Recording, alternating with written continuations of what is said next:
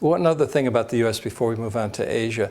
Right now, I just looked at the numbers recently. The U.S. government share of the economy, our total government share of the economy, U.S., federal, state, whatnot, is approximately just under 41% of total GDP. We have more government spending today than we did when the government was on a war footing back during World War II. Right. This is unsustainable in my view. Do you agree? See it as unsustainable? Well, I would say it's incompatible with growth. In other words, you can sustain it, but the price of doing so is to give up on growth and have the kind of 25% youth unemployment that you see in Europe. Take away people's hope, take away jobs, take away entrepreneurship, and put a lot of what's very typical of America and American growth to one side. So I think you can sustain it by coercion, heavy taxation, and government mandates, but you won't have a growing economy and you won't have a land of opportunity. So government basically has to shrink, and it can do it either two ways: under a planned program over 5 or 10 years, let's say, or chaotic.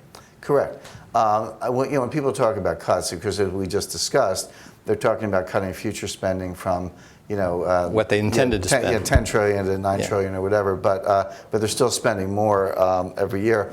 I would be in favor of radical cuts. I would go into the Department of Education. I would say the following: we're bringing in McKinsey and IBM Global Services. They're going to perform an audit of your programs, and let's say you have 400 programs. I want them to identify the 20 programs that work and the 380 programs that don't work.